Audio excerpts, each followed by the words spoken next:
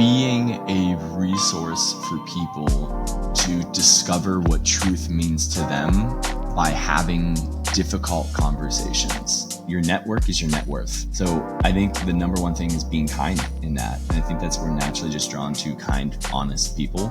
Charmander to Charizard, right? Trying to evolve in that. And you got to be kind. Everyone loves the cute Charmander. Welcome everyone to this episode of Build Stuff, Be Kind.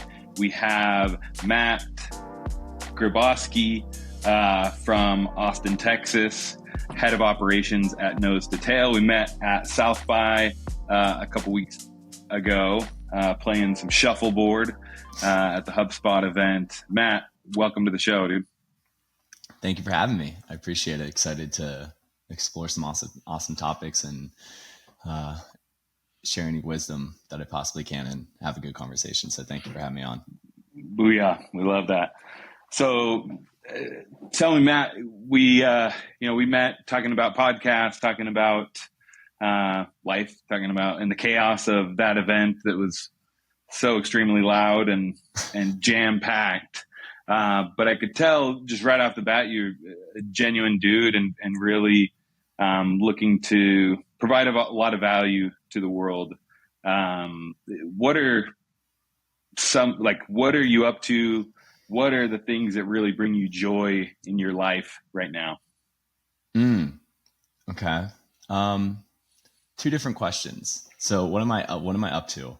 I spend most of my days running head of operations at Nose to Tail, which is a direct-to-consumer online business that partners with regenerative ranchers and provides really high-quality animal products from animals that are raised really well in unison with nature in their natural, thriving environment.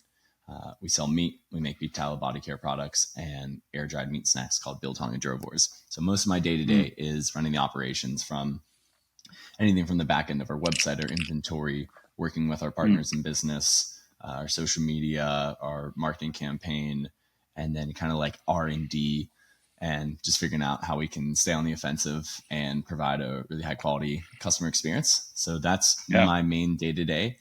I also am working on a little side project with my roommates called Base Brands, which is essentially a hub for people to connect with authentic, honest brands that produce really high quality products. Nose to Tail will be on there, but we'll be featuring lots of other awesome brands too. Yeah, we're going to be doing something called 30 Days of Base Brands coming up here in April, where we just highlight a different brand every single day. So that will be really fun. Dude, that's sick. And yeah, it is. It's gonna be awesome. Happy to answer more questions about that. But just to finish now the secondary part of like what brings me joy, spending a lot of time in community. So whether that's community workouts, I play lots of sand volleyball here in Austin. I got into that. Nice. About a year ago, and I try to play once or twice a week, play ice hockey, play spike ball, getting back into tennis, working out, sauna, cold plunge, cooking good meals with people. Austin is a thriving community for free and open events for people to engage with. So that's what's bringing me joy right now. That's what I'm spending most of my time doing. Dude, I love that. That's awesome. Thanks for sharing. What do you feel like makes up a good community, or a community that you feel drawn to participating in? That's a good question. Well, I think one is like shared values in a sense, because I'm not going to go to something that like just vastly doesn't necessarily share values with me. Very simple answer. Like if there was like a vegan meetup of a bunch of vegan people going to a vegan restaurant and eating and talking, not something I'm really going to be drawn to because I eat a lot of meat and I'm definitely not vegan. That's just the first thing that kind of comes to mind is like a shared value system. So like, but in terms of maybe let's say the more positive aspects of that is like, I'm trying not to use like these like very vague buzzwords of like open and So I guess, and inclusive. Yeah. Yeah, I you know, I frequent events that like I don't necessarily know many people at. But I also like really enjoy supporting my friends. For instance, my friend Joel did like a networking event, but it was all based around play. So we played lots of games. I went to Cool. an event yesterday, like a workout, which was kind of a large female community through working out called Warrior Women here in Austin. And then there's a men's one called Empowered Brotherhood, and they had like a little collaboration. But I knew a lot of people Oh, there, that's and cool. both of my friends run it. And yeah, so it's a lot of like friendly support. I'm blessed to have lots of amazing people in my life that are building community. So Yeah. it's what I will say is, yeah, I don't know. I guess that'd be my answer. That's good. Yeah, that's cool. I think that like shared value system is such an important thing where you can really, even if you have different interests or different like kind of your day to day, but there's that shared value, that shared like we're trying to accomplish something similar. We're trying to improve ourselves, or we're just trying to exchange value. I think community very much is an exchange of value from one to one. If a brand is building community, it's value from the brand to the community, and then the community amongst each other. And so I think being able to align on that shared value is a big component. Absolutely. Yeah, if I could just chime back in, I think maybe what I meant by that a little more so, just to refine that, is like there's always like an intention behind a group, right? So like the intention of my friend's networking event was to play and to meet new people. Cool, I'm about that. The intention of the Warrior Women Empowered Brotherhood workout yesterday was to meet new people, get a workout in, have some fun. Cool, I'm down with that. Whereas maybe something like I'm not like a huge fan of is like something that I've done in the past is just like going out in the bars and just drinking. There's no really intention other than like realistically, if I'm like going out with friends, like it's just going out and drinking at a bar. There's no real intention. However, right. Yeah. So like there's a really big Penn State community here, and I'm an alumni there from there. And we have this awesome setup at a bar called Parlor and Yard where there's watch parties for every single game. Okay, there's the intention, right? The intention behind it is like watching Penn State football and connecting with the crowd of Penn State people to watch the game. Yeah. Cool, I can get with that. I can go out to this bar that I might not want to go out with other people to. Now I'm a little bit more inclined to want to do that. Yeah, that's cool. I think intentionality is a really interesting and important thing, because it's both like stated and understated almost. It's kind of like, yeah, that's what we're doing. But then there's that like, it's almost like in a way very correlated to like authenticity, but kind of like through a different way. It's like, what's that core intention or core reason for coming together? Is intentionality, it's something that you're drawn to at these events. Is that something that you take into your approach to where you work and how who you surround yourself with, and the career path and opportunities that you have taken on? I mean, certainly. Yeah. I mean, I guess intention's always there. Behind anything, something that so yes. So something specifically to work that I guess I kind of really do intentionally. I have this book here, Simon Sinek, Start With Why. Dude, such a good great book, right? Yeah. I feel like this is just like one of the staples. Yeah. You like pretty much with any project I create. So for instance, like with base brands, we did the overall why, how, and what for our like mission or for our overall company.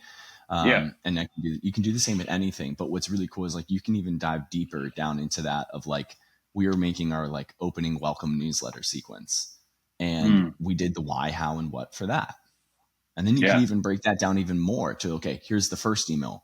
What is the why behind it? Cool. We want to like introduce people to our brand, introduce people to our mission. How do we do that? Cool. By talking about these things and what. Okay, the what is like, what is the actual email? So Yeah. I think that's how I actually think about intention in my own life. With more like projects, I guess, that I'm creating and I'm a part of. Yeah. That's cool.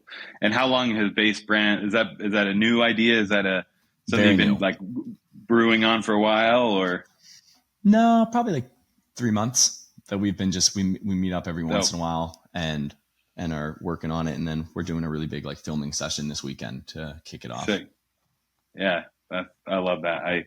I think brand, like celebrating brands who are doing it right, or really kind of taking things to another level. I have a deep love for like sustainable or mission driven or just quality brands. I built an outdoor brand for about 7 years called Keep Nature Wild that my brother-in-law and I built, and we picked up a pound of trash for every product that we sold. So we'd organize these large scale cleanup initiatives and community driven impact. And so not only our community, but just got to connect with a lot of incredible brands while we were building that, who just really were thoughtful, not only about their community and mission, but products and the details of their products and the quality of their products. And I think it's always impressive when someone can take a really great idea and also like really try to put quality and thoughtfulness behind each product that they create. Yeah. And that's exactly what we're doing. So dude, that's cool. I'm excited to follow along that journey. You talked about kind of leaning into projects that you're passionate about, Base Brands. What, when you look at building out the partners you have in that or the team, what are the core values that you really look in when aligning with either direct partners in a business or strategic partners or the brands that you're looking to work with? What are some of those core values that you feel drawn to? Yeah, specifically the Base Brands, right? Yeah. I guess it's just like authenticity. Number one. So, we're like, what does it mean to be based is like one of our overall, like, because a lot of people don't know what that means. And it's kind of this like esoteric term. And it just means that like you're being honest about like your truth and what that comes out of regarding anything. But maybe that regards like your product or your mission or quality sourcing or things like that. And then that it may go against mainstream narrative, and you can be based and maybe not agree with us. So for example, so there's an example I'll bring it up later, but in terms of like what brands we want to work with, right now, essentially how it's work is me, Jake, and Johnny, my two roommates. We've been in the health field for a while and just have been into regenerative agriculture. So my roommate Johnny works for Heart and Soil, which makes like some of the best desiccated organ supplements around. My other roommate Jake is building out essentially an aggregate for really good food. It's called Food Done Better. And he's building out, he's this awesome front end website developer.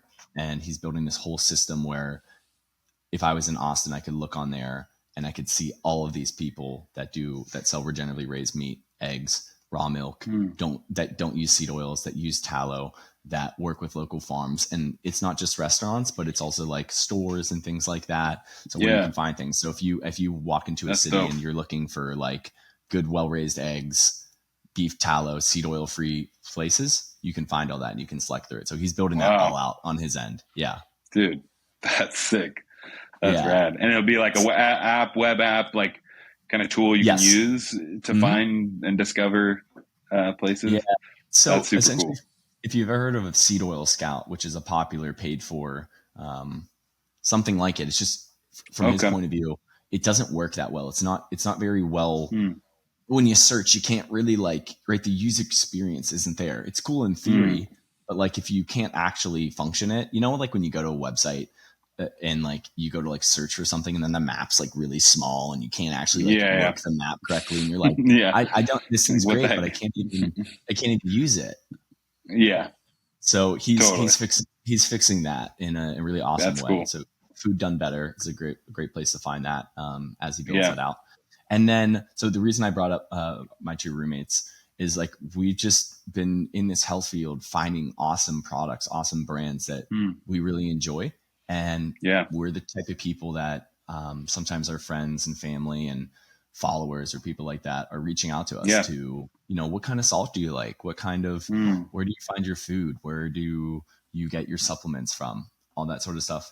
And so we were like, let's just like have some fun with it. Let's write some blog posts. Let's interview these people. Let's hook up and support and do business with these awesome brands that, that we not only use, recommend to friends, but are also like doing good in the world. And they're based. They're this closer to this idea of truth. And one of our main like filters for products that come in is this awesome kind of like I don't know, way of looking at the world. It's called the Lindy Effect. Are you familiar with that?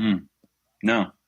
So Lindy is this name of this coffee shop where one of the dudes first found it. Doesn't really have anything really to do with it, as we use it. It's been used, but it's been popularized by a famous mathematician who I'm drawing a blank on his name. But what it essentially means is the amount of use and the amount of time that something has been used, an idea, usually a human creation. It could be an idea. It could be a product. It could be just anything that humans create. Yeah. How all that that's been used in antiquity is directly proportional to how much it'll be used in the future. Oh, I actually think I just saw, it possibly was literally yesterday, a video or a post about the keyboard that we currently use and how inefficient it is as a typing on a phone. But because we've used it for so long, it's just going to stay. I don't know if that was Lindy Effect or if that's the point they were making, but it's kind of like we're all used it. So the switching cost of like upgrading to a keyboard that actually makes more sense on like an iPhone or Android, like on a phone device is like so inefficient, but because the typewriter needed it to be that way, we still use what the typewriter inefficiencies were today, because that's just what we've used for so long, what we're all comfortable with. Wow, that's fascinating. Yeah, it's sort of like that. I would say that's not a great example of it, but isn't that interesting? Like T9 Word used to be, and I've seen people that use like really, that use different keyboards, almost like shorthand keyboards. And it's so cool. It's so fascinating. It's like, well, why are we stuck? You know what I mean? Like the QWERTY keyboard works really well when you're using two hands and you need to be like tactile with that. Right. But it's like when you're on a phone, you're right. It's very inefficient. You're usually missing buttons, and there's a lot of letters that you don't actually use that much. Exactly. Yeah. And that the typewriter spaced out the words you use the most because it would get stuck on the arms or whatever. And so that's why it's spaced out the way it is, so that the arms wouldn't get stuck when they were hitting the paper on a typewriter. I didn't know that. That's crazy. Fascinating. And so we still use it. So anyways, I think, it sounds like very, different application, but it is interesting that the things that we've done kind of carry through just because that's how we've done them for so long. Can I give you an example of like how this might? That'd be great. Out? Yeah. So it's like, very simply put, you can think of like, maybe something like, I'll just use one of my products, for example. We have Skin Food, which is our beef tallow based moisturizer. Oh, and that's like my favorite product from Nose to Tail. Yeah. So the lighting's being a little weird right now when I go to grab stuff. It's all good. So the concept, I guess we could use an example of like beef tallow as a skincare product. So it has been used in antiquity meaning in history, in many different cultures all over the place, as a skincare product, as a hydrator, as a barrier for different like disease or bacteria or like bugs, as a repellent. You can imagine back in the day when they were like getting dirty, living outside. If you had something that could protect your skin a little bit more, it's pretty advantageous. And it's also great if it provides nutrients and like very bioavailable nutrients and fats and different vitamins that can promote skin health. Cool. So these things have been used in antiquity for really, really long periods of time. The odds that this thing is like actually good and works and probably like will last long in the future being used is pretty high, because it has that history in a sense of a use. Got it. Whereas synthetic retinol,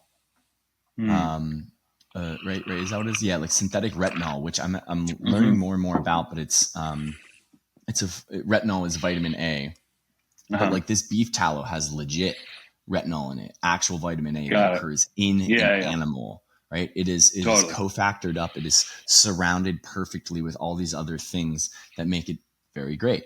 Whereas like some people will put synthetic retinol into skincare products, and I'm not to say that it's any great or bad. I'm not an expert in that sort of stuff, but I've heard some things that like it can cause some other issues, this synthetic form, because it's not all structured together. You can think this way, it's like a vitamins thing, because it's not all structured together. You're missing a few parts, and then it has to sap those parts out, or it might come with some extra things on it that are in the synthetic process.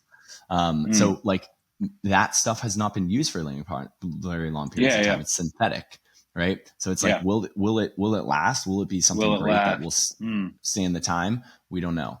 Totally. So that's something that the Lindy hypothesis, the Lindy effect, is something that we take into consideration when viewing these brands or viewing these products, or just thinking about things and stuff like that. You can almost think about like exercise is a really fascinating one. So it's like the push-up and the squat have been around for millennia. They'll probably be around for very long periods of time, right? Whereas the just whatever trendy, something like this wild, maybe like just a barbell hip thrust with like this perfect machine with angles is like, that hasn't been around for that long. It might, it might stand around. This might be the starting point, but like if we put our money on it, I'd probably say there are some other things that you put your money on before that. Yeah, dude, I think that's such I love that concept, and I think like really helps me understand what you're doing with base, and like the mentality. It's like almost like, not what's flashy or trending, or and not even just because of that, but more like what's going to stand that test of time, and what's going to really like provide meaningful value or impact for people. Yeah, and also I love what you just said. It's like viral or like trendy or stuff like that. Beef tallow is now becoming a viral / trendy thing. There's a lot of companies that are coming up that are using this product. It's like, okay, this is almost like why we have this Lindy effect. It's like, okay, wait, so like the heart of it is beef tallow. Let's put this through the Lindy effect. Oh, it's pretty good. Awesome. Like this thing might be around for long periods of time. Right. Whereas like you get this like stupid product on like Instagram or something like that. Like, I don't know. I'm just thinking of like some random thing, like some random device that like people just buy on like TikTok or something. Bunch of these like TikTok shop products that are just like and trying to get you to buy. Right. Like, it's like a brand new thing. It's like, okay, is this gonna be around for long periods of time? Will this sell? For I don't know how many like video lights I've seen on TikTok lately, just trying to get me to buy a video light. I don't know why that's the thing I keep getting targeted with, but that's because you were searching for it. That's why. And then you clicked on one ad. You clicked on one ad, and then it just it's true. It got me. Yeah, it's true. I love that thought though of like, and that like, it's not necessarily against a trendy thing, but this is a great way to like test, like, okay, this is trending. Okay, let's look at the history of this product or this, resource and see, is this something that could be a meaningful product or use case? And I think that's, I like that. That's a cool way that you guys are really approaching, because there's so many products and so many, new trends or things. The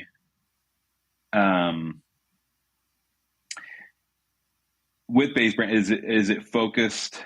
Are you focused mostly on like food and skin, like natural products, or just kind of anything? Like with an apparel product or a So we'll have apparel, we'll have supplements, we'll have food, skincare. Got a salt brand. We're gonna have technologies and different things like that. So there's some really cool things coming out. Kind of just all over the place. Realistically, it's just going to be like a hub for products that we like to use and that we support. Totally. So we're going to have some wool and cotton clothing companies. We're going to have some, it'll be very wide ranging. That's cool.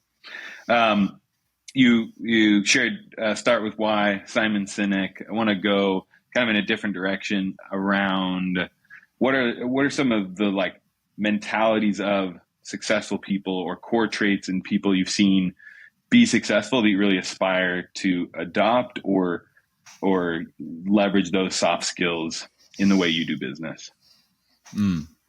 Okay. So like, what are these like traits, right? So I'll just list I'll give the people that I'm thinking of, and then that will help me work through it. So cool. My biggest influences in the recent years in terms of like how I run my mindset or business.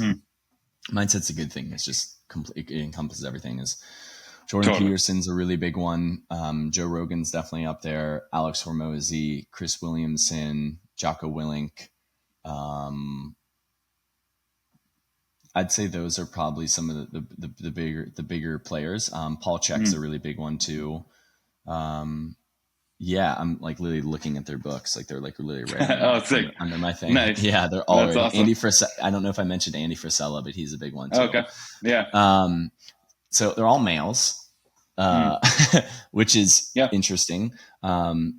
Which is a fascinating topic of like why podcasting seems to be dominated by males, which is in this like self-development business kind of thing. I think we can make some inferences why, but it's an interesting conversation that always comes up in my mind when I mention people.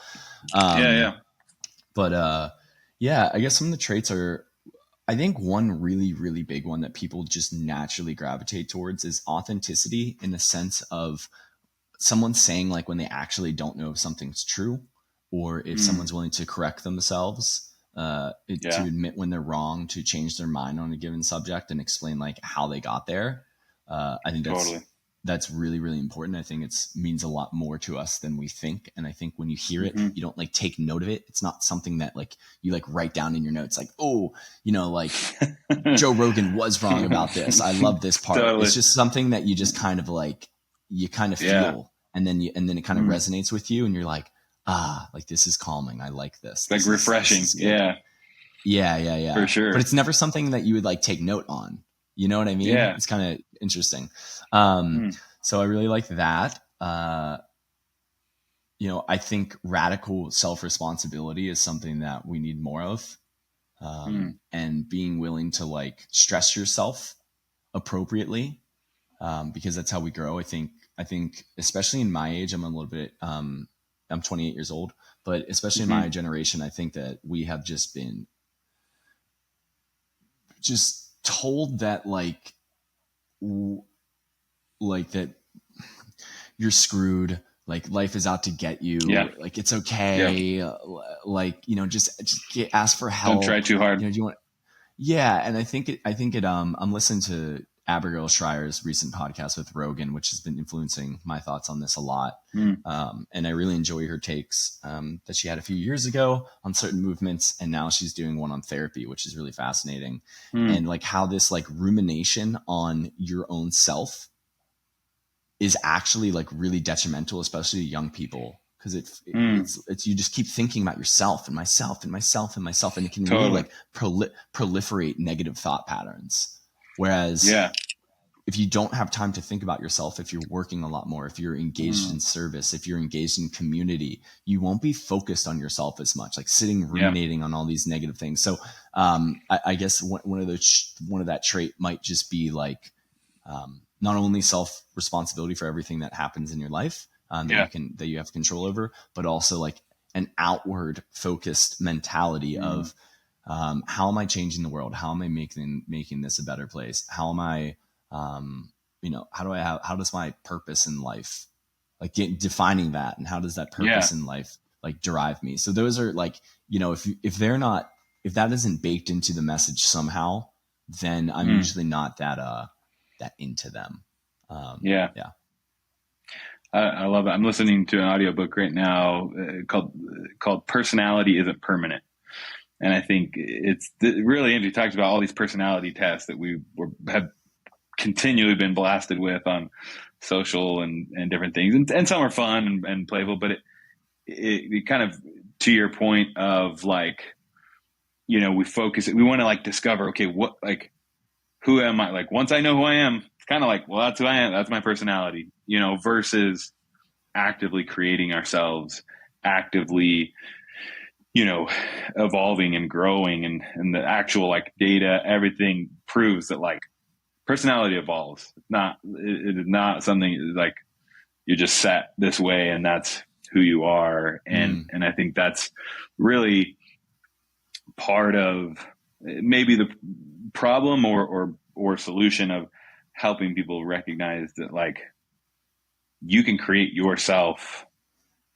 You can build the personality, the traits, the skills that you aspire to be by, reading the books you read, by consuming the content you consume, by putting yourself in challenging situations and recognizing like, oh, I did that. I could accomplish that. I'm going to grow from this versus like, well, I'm a Scorpio, so watch out, Yeah, that's fair. That's interesting, Sean. I will just for a healthy little like debate. I don't know. Yeah, I'm a little bit different about that. I agree with you. It's certainly that you can change. I think that maybe what we're specifically talking about, and I think you would agree with me on this too, is like what you actually talk about there within that personality, within that disposition matters if it can change or not. Like some things are way more changeable than other things. And I don't think that if something is, I think if something has, if there is something that is very unchangeable and only has a small sliver of change, right? We can imagine that. So it's very low levels of change. There's also some things that are like really highly changeable and like certain little bits that you can't change, right? There's this whole spectrum of things. I think that like playing to your using those things that like aren't that, this is actually, I've thought about this before. The things that aren't that changeable, those categories, playing to your strengths is probably a lot more beneficial. Yeah. I'm trying to think like for instance, I just know it from things that I've done from kind of personality tests. Yeah, that's great. Or not. Yeah. I have this really interesting. Trust me, I've done many as well, for sure. Yeah. There's one I really, really enjoy from a woman named Amanda Bucci. It's called the Entrepreneurial Archetype Quiz. And very long story short, essentially there are 4 categories she likes to grade people on: teacher, coach, entrepreneur, and creator. And you take this like long quiz, and then you essentially get graded 0 to 100, 100 being your highest, most aligned with that archetype, 0 being almost nothing. I'm very teacher, then creator and entrepreneur, and then like a little less coach. And so I was a coach for a really long time. I was a holistic lifestyle and exercise coach. I did one-on-one personal training, small little group stuff, behavioral coaching, men's mental health and exercise coaching. Yeah. And I liked it, but it drained me a lot when I would get like into longer term contracts with people. I really enjoyed the beginning processes. The first 3 months were always great. And then like 3 months on, I just really didn't love it. And I did that for about 4 years. And towards the tail end of that, I took this quiz and it kind of like a self-fulfilling prophecy maybe. So take that with a grain of salt. Like, you don't want to be stuck in that box. No, totally. Yeah, it kind of told me like, hey, like your coach is really low, but your teacher is really high. So it's like in these, you might feel in these like one-on-one situations that like you might be babysitting them and like over a long period of time that you kind of want to get out of it. And like, it's not that you hate the person, it's just the current relationship, the way of exchanging information in a business manner is like not great. It's like, man, like that's like really true. Yeah. And it was really funny. I'll finish one more point. I had one of my friends over and he was just asking for some help. He was kind of going through a little bit of a career change. And then, you know, he was open to this stuff and I was like, dude, let's do this with me. I hadn't done it in a while. So I was going to do it. He was going to do it. Then we were going to like do some workshops together. And he got like very other side of me. He got very high coach and very high architect, which is like someone who should be running a coaching business and who can create their this whole system. And he really likes one-on-ones and he's still doing it. He's thriving. He bought a whole trailer that he hooks up to his truck that is a full gym. And he just goes to people's houses and he's thriving in a coaching environment. So it's like, that's dope. Yeah. Right. So it's, I also caveat, I think every single personality test, everyone can have their own opinion on this, but like there are some that I just don't really put a lot of leaning on. Like personally, I don't really think zodiac signs have shit to do with my personality based on when I was born. That's just me. That's just me. But like maybe like Myers-Briggs or this entrepreneurial one, when they take tons of information in that is actually like how you feel about things and in all these different given situations, I give a little bit more validity to those. So sorry to interrupt you before, but no, it's fascinating. Good. Yeah. I mean, I think the key is using insight, using information, using the test as a tool of gaining insight or understanding or testing or trying and recognize, like it makes sense that you enjoy the first 3 months and not after, because clearly you enjoy the teaching part and probably you're teaching more in the beginning, getting them, knowledge, understanding what's, how do you do this? How do you do that? And then when it gets to just like routine, it's like, well, I'm not really teaching anymore. I'm just like managing. And so I think that's like a very insightful and interesting, I think in the book, part of what is emphasizing is kind of that we throw our hands up and like more just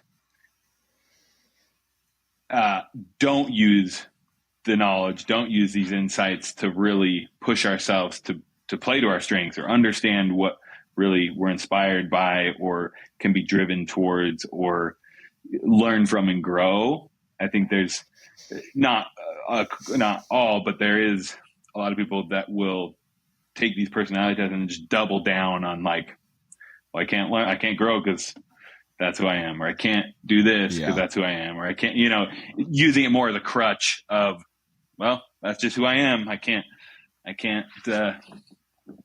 evolve from here. I can't grow from here. And I think, but using tools and using ways of discovering more about ourselves, understanding ourselves better, I think is absolutely an important thing that we should be doing and finding, like I love what you talk about, like playing to your strengths and finding what those are. Yeah. She also, what was really fascinating about this entrepreneurial archetype quiz is the fourth sector. So the one that's your lowest, which is my coach, it's specific. It's called your quadrant 4 is what she calls it.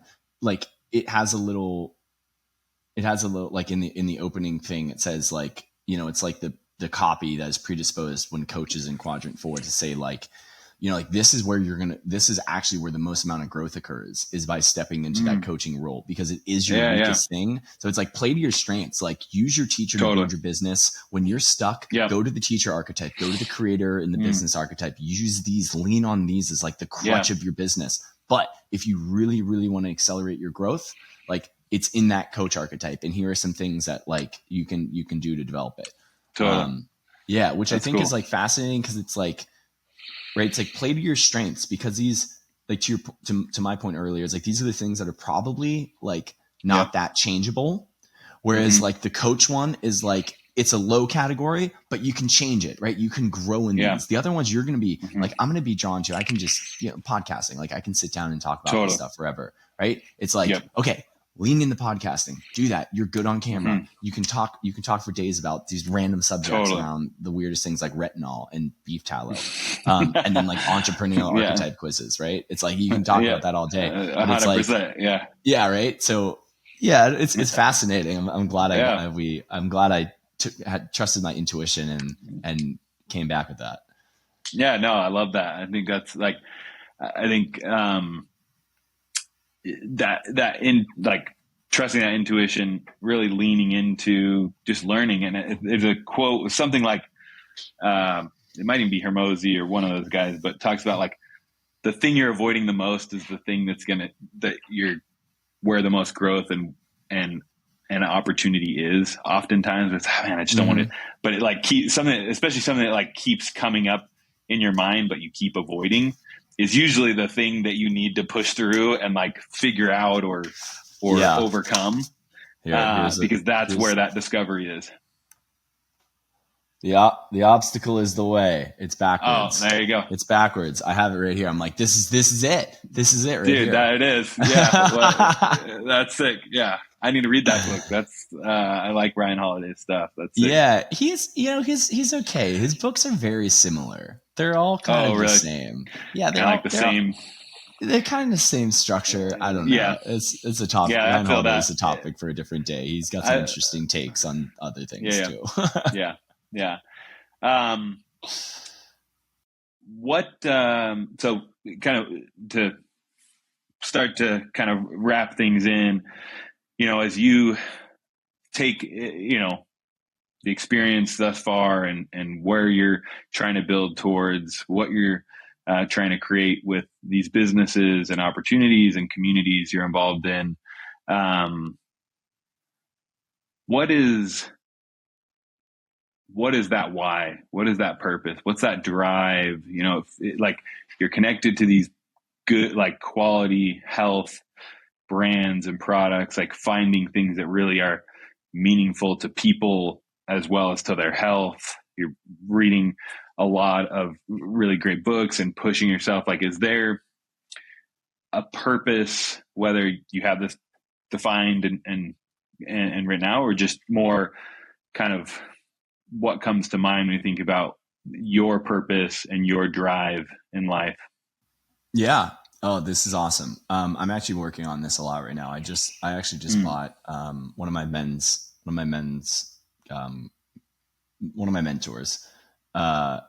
recommended. I've known about this for a really long time. I've wanted to do it, but like we just came up in conversation and kept coming up, and I was like, I'm just going to go do this. But it's Jordan Peterson's authoring program, which is essentially like journal prompts about the past, present, future, virtues, failures, things like that. And I think a really big part of my why is something along the lines of like,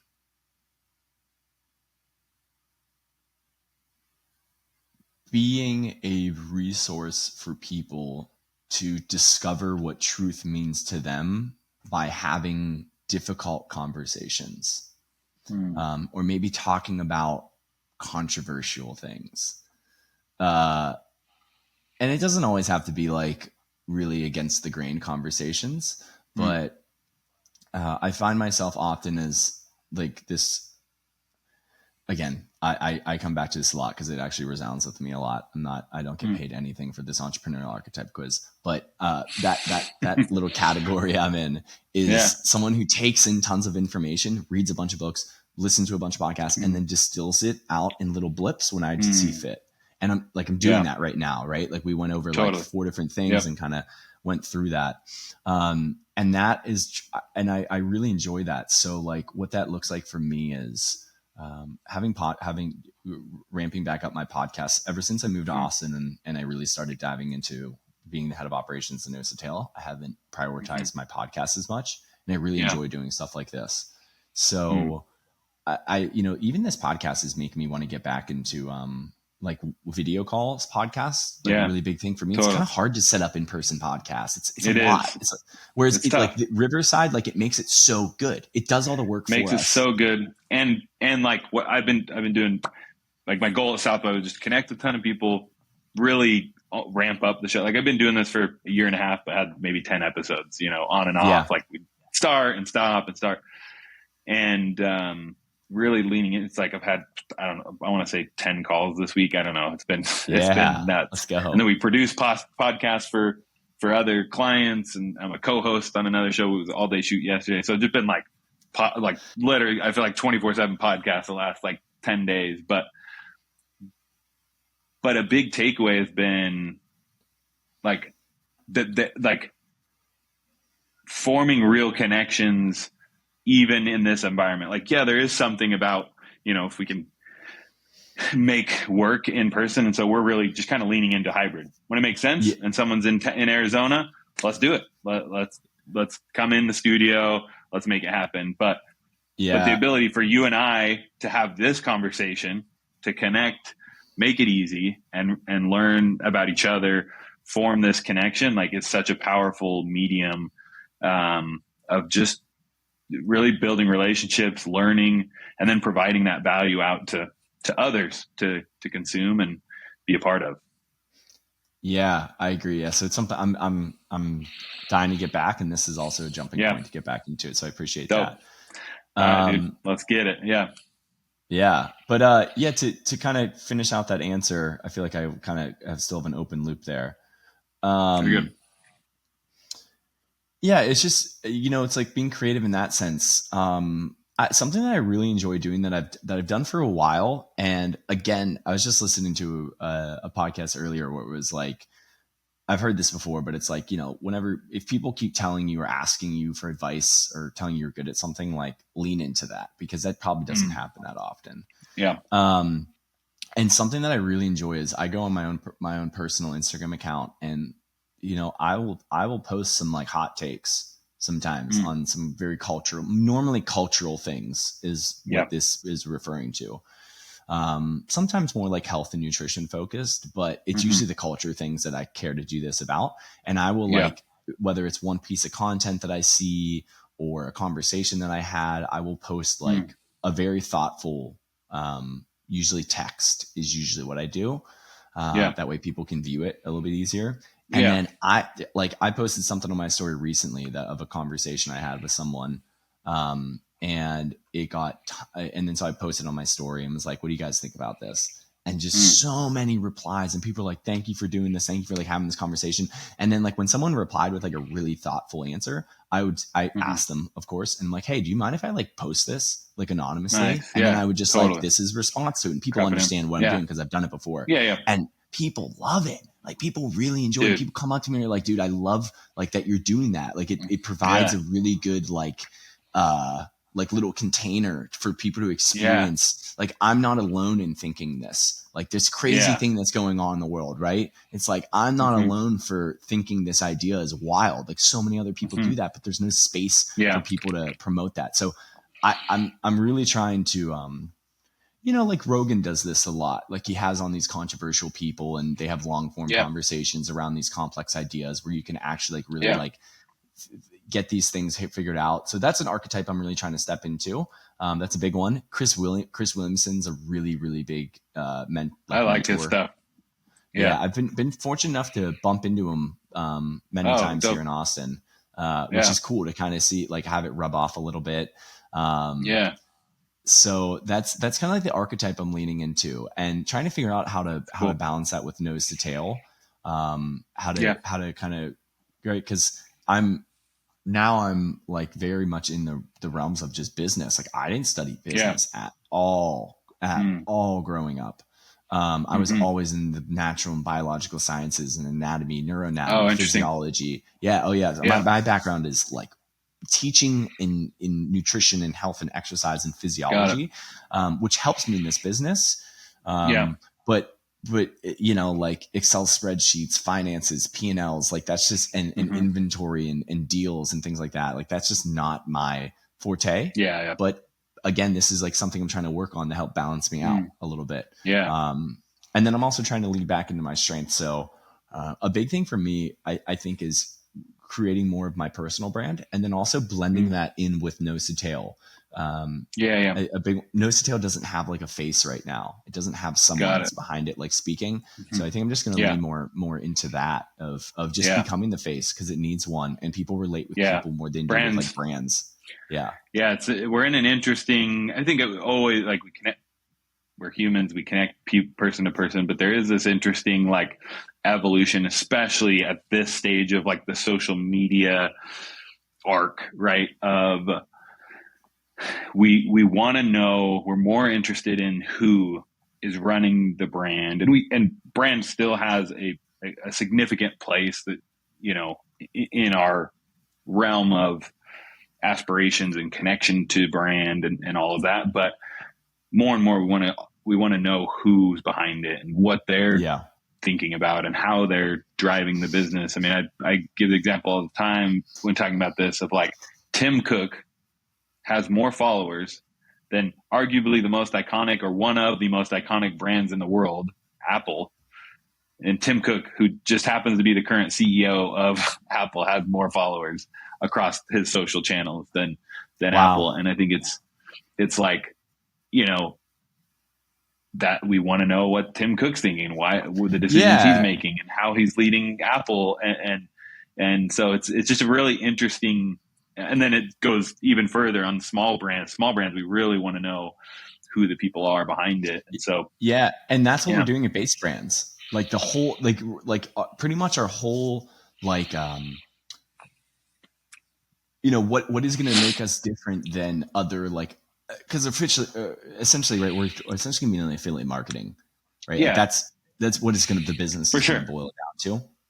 Yeah. But what's going to make us different is our like main focus is to interview the founders and the people who are actually making the products. So totally, you actually get insight into like why this company was started and who is actually making it in a more personal level. So you're like, hey Matt, like what kind of salt do you use? I'm like, hey man, listen, I really like this company called Verisalt, which will be our first one we're going to do. Like this woman makes it here, like check out this little interview. Here's a little page on, this is what Verisalt is. This is how we like it. Totally. Here's a little interview that we did. Check out the founder talking about it. Yep. Yeah.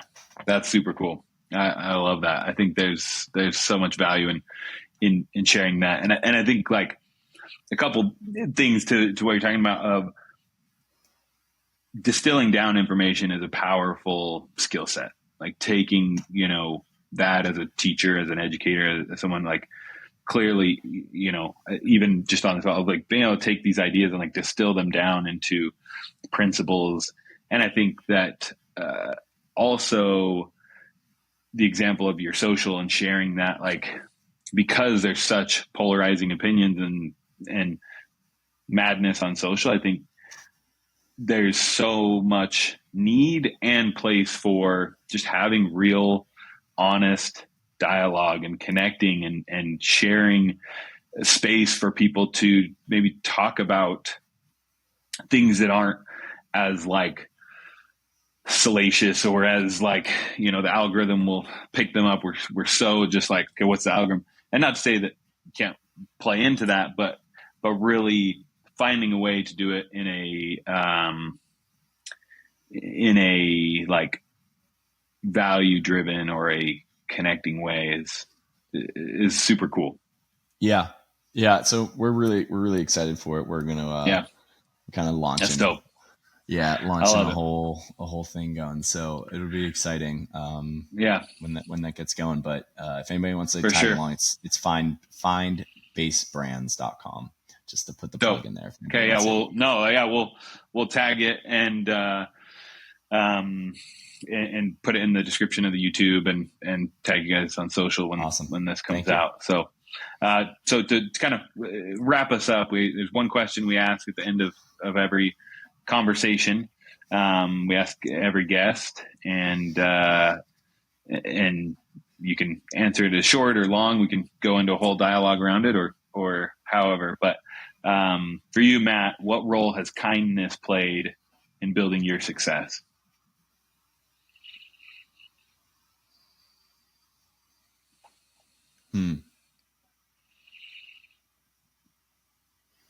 I'll say there's two parts. So like kind of internal kindness and then external Mm-hmm. kindness. Maybe I'll start with external. Something that I'm really leaning into, especially in the place where I'm at right now, in the heart of like CPG and ancestral health and wellness here in Austin, Texas, is building your network is your net worth. Mm. And so I think the number one thing is being kind in that. And I think that's we're naturally Yeah. just drawn to kind, honest people. Mm. And what that looks like for me is connecting with people. For me, it's maybe a little bit more listening. As people might know, I like to talk a little bit. And Mm. I will say I've become much better at this, and I'm nearly there at being like very good. But right, all that last Mm-hmm. 10% is where all the mastery comes in, of Mm-hmm. like Yeah. managing dialogue and Mm. connecting more with people and trying not to like, just connecting with people and being a little bit more kind, Mm. and taking other people into consideration and their thoughts on a subject, and asking them about them. That's like one of the simple things that I try to do in most conversations, is just ask people about Yeah. them, because people love to talk about themselves, which Mm-hmm. is a good thing. It's not a bad thing. Totally. Yeah. Um, so just being kind in that instance of always looking out for people, giving a ton, giving, volunteering, volunteering your service, especially on things you're really good at. So like I'm volunteering Mm-hmm. at my church, and doing some youth Cool. group stuff. Just volunteering like your time, your energy. You don't have to just always give Mm-hmm. money, and you don't have to Yeah. donate that. Like, Totally. I'm leaning into like potentially, I really like consulting for companies Mm-hmm. externally, like with their marketing strategies or Yeah. their brand, their why, their story brand. Mm-hmm. And I just will do that sometimes at like coffee shops. I can sit down next to these two females they're just making jewelry, making this really cool stainless steel and gold jewelry. And I listened to Mm. like why they're doing it, the mission, the how. And I was just like, I'm just like, I didn't actively like say this, but I just sat down and helped them out for like 2 hours. Right. And it Totally. was nice. They gave me this beautiful bracelet, That's sick. to pay me for that essentially. But Yeah. Yeah. like, I sat down there for like 2.5 hours, 3 hours. Every time I see them, I check in on them, sit down for a little bit. Sick. Yeah. And I'm not doing that to get stuff out of it. I just want to be clear about Yeah. that. It's just Yeah. giving. Yeah. It's just being kind to people, and again, Totally. using these gifts. So it's like Mm. people can be kind. People can have strengths in kindness, and there's certain types of kindness. Of how does Oh yeah. kindness actually like come out to you? How does it express itself Mm. in your world? So I think just leaning more into that, and then internally, um, just having more kindness to myself for like Mm-hmm. maybe not getting all the work done, maybe not hitting all the goals. Uh, God put us here on this earth to love on one another, to love yourself, to Mm-hmm. embrace the unique gifts that Yeah. that you have. And sometimes we can be a little bit tough on ourselves, and I think that there's a time and a place for that, for sure. Like these people like Yeah. Jocko Willink, Andy Frisella, they are like, you're a fucking piece. And there's a time Yeah. and a place. There's a time and a place Yeah. for that, and there's also a time Shake and a it up. place for being, right. There's a time and place to be a little more kind to yourself, and Oh yeah. a lot of the patterns we do are just protective mechanisms, and you might want Oh yeah. to change that. There might be some patterns that aren't serving you anymore, but I Yep. think a lot of it comes down to like, these things were here for a reason, and I don't want these in my life anymore.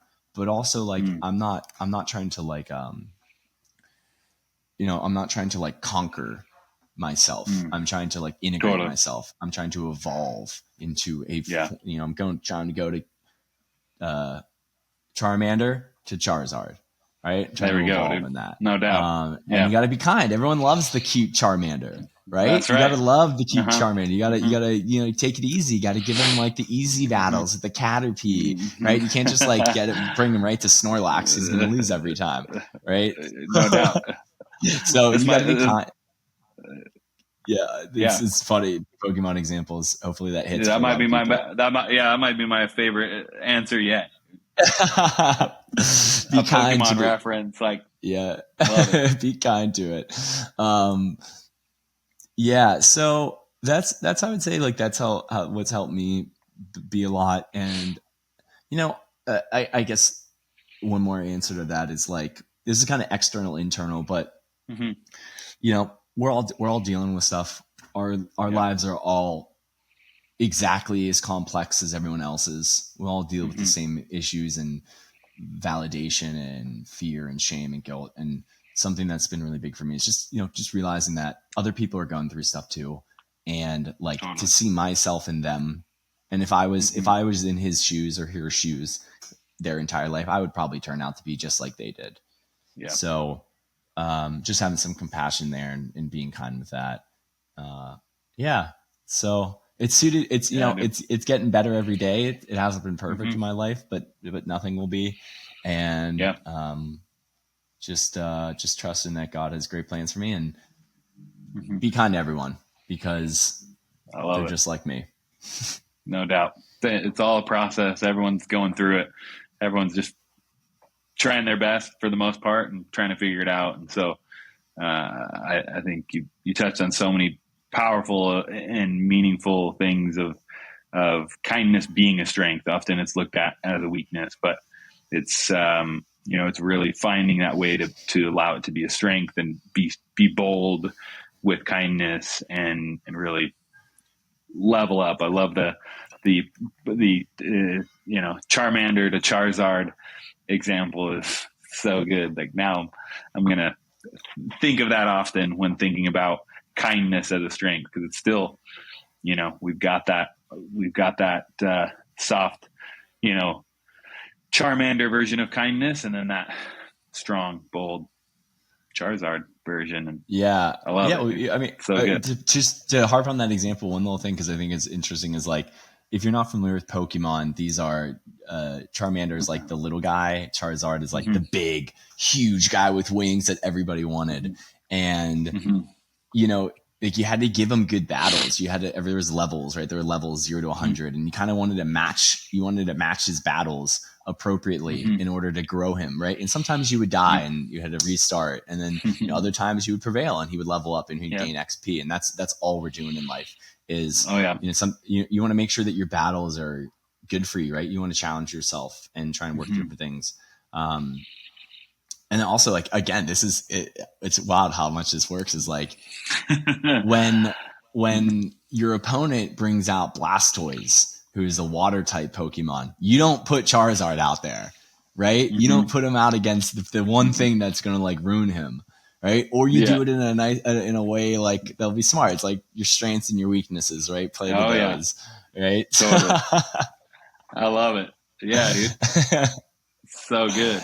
So true. Good. I love it. Well, Matt, dude, this has been such a fun, really enjoyable conversation. I know people get a lot of value out of your perspective and what you're building and doing. Where can people find you? What's the best way to connect? So all the stuff I'll be doing, the best way probably to find me is just my personal Instagram, which is just Matt Grebosky, MattGrebosky. So I post all my hot takes and all the cool stuff.